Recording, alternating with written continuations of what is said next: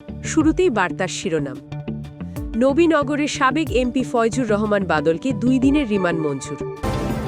ব্রাহ্মণবাড়িয়া বার্তা, সংবাদ প্রচারে অঙ্গীকারবদ্ধ।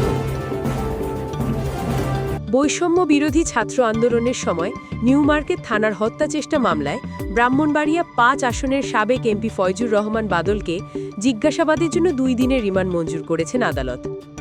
বুধবার 15 অক্টোবর ঢাকার চিফ মেট্রোপলিটন ম্যাজিস্ট্রেট আদালতে বাদলকে হাজির করে পুলিশ। এরপর মামলার তদন্ত কর্মকর্তা নিউ মার্কেট থানার এসআই মারুফ হাসান আসামিকে জিজ্ঞাসাবাদের জন্য 3 দিনের রিমান্ডের আবেদন করেন। রিমান্ড আবেদনে বলা হয়, মামলার মূল রহস্য উদ্ঘাটন, ব্যবহৃত অস্ত্র উদ্ধার, এই মামলার এজাহার নামীয় ও অজ্ঞাতনামা পলাতক আসামিদের সঠিক নাম ও ঠিকানা সংগ্রহের স্বার্থে আসামিকে রিমান্ডে নেওয়া প্রয়োজন। শুনানি শেষে মেট্রোপলিটন ম্যাজিস্ট্রেট মোহাম্মদ মনিরুল ইসলাম এই আদেশ প্রদান করেন। এর আগে গত 18 সেপ্টেম্বর ঢাকার খিলক্ষেত থানাধীন এলাকা থেকে তাকে গ্রেফতার করা হয়।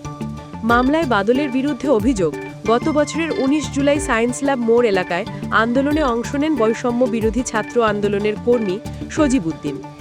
বিকাল 3:30টার দিকে তাদের মিছিলে গুলি চালানো হয়। এতে সজীব ও তার বন্ধু মেহেদি সহ 12 জন আহত হয়। এই ঘটনায় চলতি বছরের 4 ফেব্রুয়ারি রাজধানীর নিউ মার্কেট থানায় হত্যাচেষ্টা মামলা হয়। নিউ মার্কেট থানার এ মামলায় 47 জনকে আসামি করেন সজীব। ফয়জুর রহমান বাদল ব্রাহ্মণবাড়িয়া 5 আসনের সাবেক সংসদ সদস্য। 2014 সালের 5 জানুয়ারি অনুষ্ঠিত 10ম জাতীয় সংসদ সভায় নির্বাচনে প্রথমবার সংসদ সদস্য হিসাবে নির্বাচিত হন। ফয়জুর রহমান 1966 সালের 5 নভেম্বর নবীনগর থানার গোপালপুর গ্রামে জন্মগ্রহণ করেন। তার পিতার নাম মুজিবুর রহমান ও মাতা আয়েশা খাতুন। তিনি 2 বারের সংসদ সদস্য ছাড়াও নবীনগর উপজেলা আওয়ামী লীগের সভাপতি হিসাবে দায়িত্ব পালন করছেন। নিউজ ডেস্ক, ব্রাহ্মণবাড়িয়ার বার্তা। ব্রাহ্মণবাড়িয়া বার্তা, সংবাদ প্রচারে অঙ্গীকারবদ্ধ।